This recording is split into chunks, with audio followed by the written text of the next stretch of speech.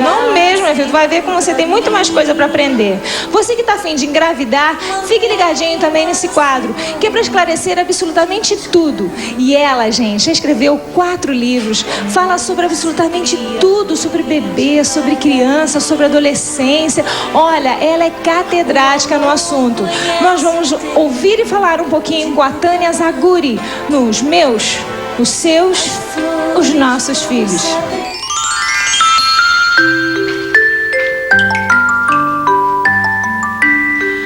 Gente, estou super feliz em poder dividir com todas as mães e futuras mamães as dúvidas, os medos, as alegrias e a emoção da difícil e doce tarefa de ser mãe. É, isso aí, comadres e compadres, mas mais comadres, né? Pode contar com esse ombrinho aqui, ó, amiguinho. Só telefonar pra gente, escrever, né? Que a nossa equipe vai trazer especialistas para esclarecer as suas dúvidas. O assunto de hoje é o comportamento, a educação da criança. E para falar no assunto, convidamos uma verdadeira especialista. Vamos conversar com Tânia Zaguri, que é mestre em educação, filósofa, educadora, com 6 livros publicados, entre os quais esse aqui, ó, Sem Padecer no Paraíso, Educar Sem Culpa, e também esse aqui, O Adolescente por Ele Mesmo. Todos voltados para a relação pais e filhos.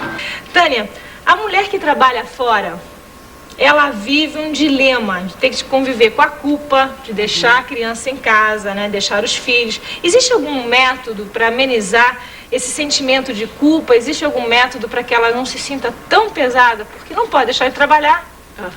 E o que faz quando deixa o pequenininho em casa? A primeira coisa, a gente entender que a gente só pode oferecer para os nossos filhos o mundo que existe. Você não pode criar um mundo para ele. O mundo que existe é esse mundo que ele vai viver.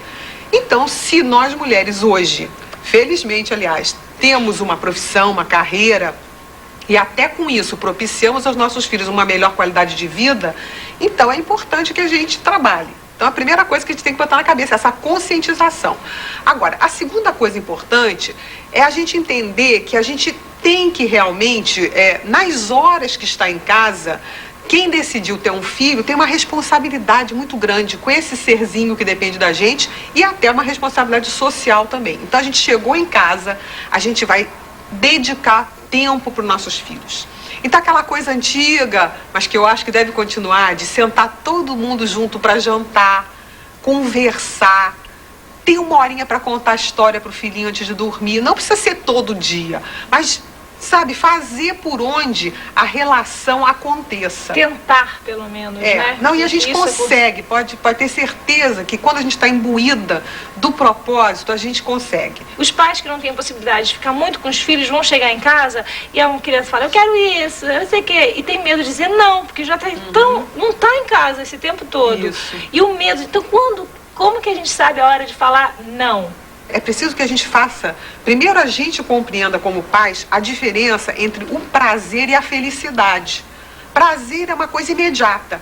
Então, se o teu filho quer quebrar esse lindo porta-lápis e você está culpada porque você ficou o dia inteiro fora, de repente, pelo amor que você tem, né, pelo amor materno e paterno, a gente se sente tentada a deixar, depois eu compro outro, né?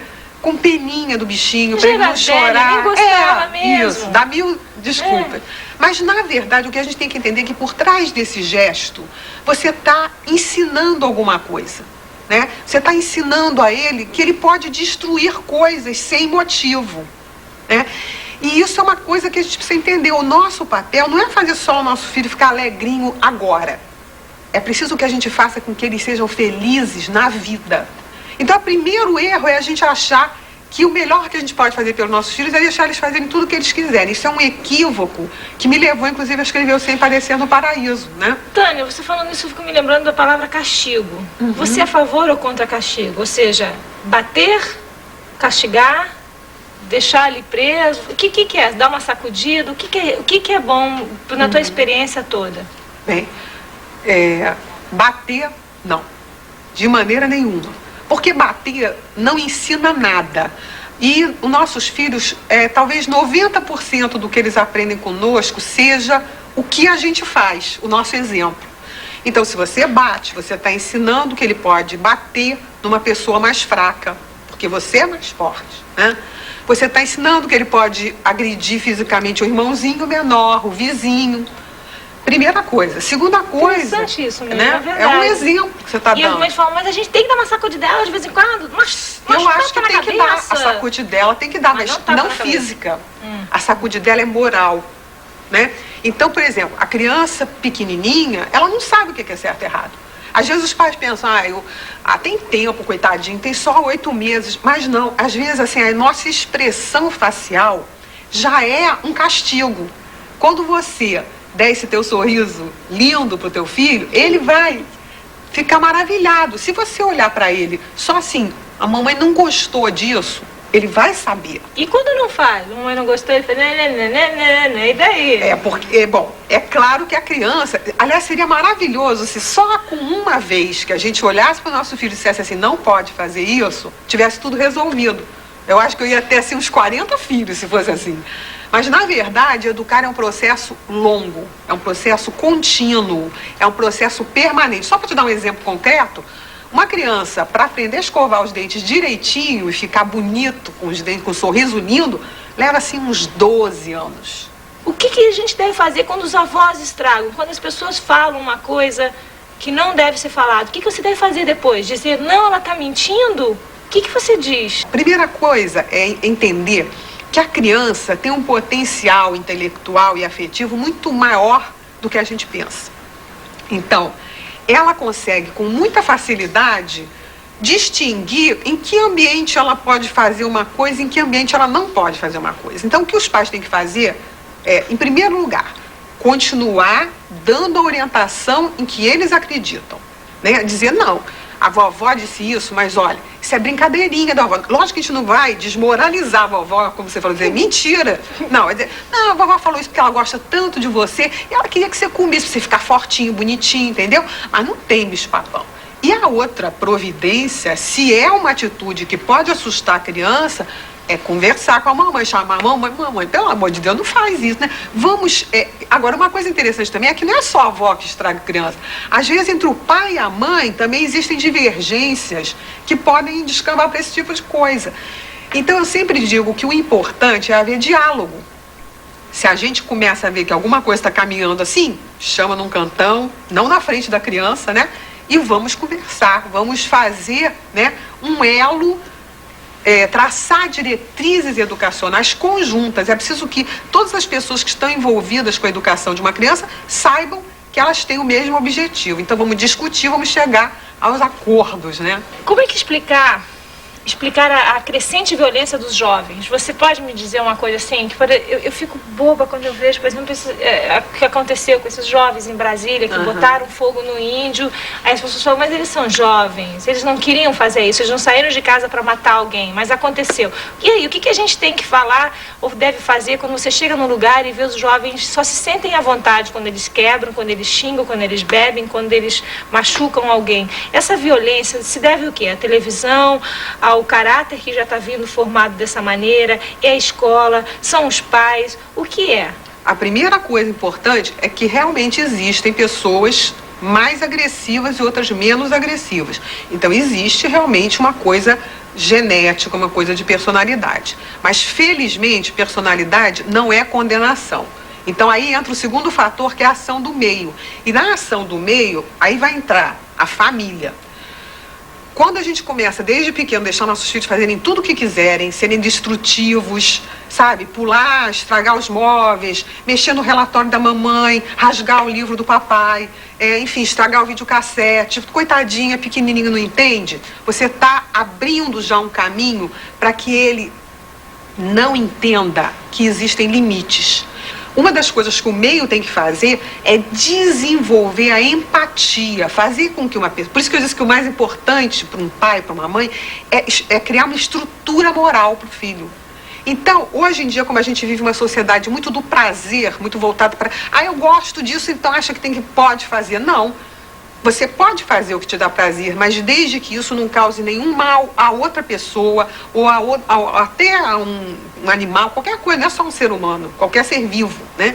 Então esse respeito, ele vai ser desenvolvido pelo meio. A escola ajuda nisso, como você falou. A família tem um papel crucial, fundamental.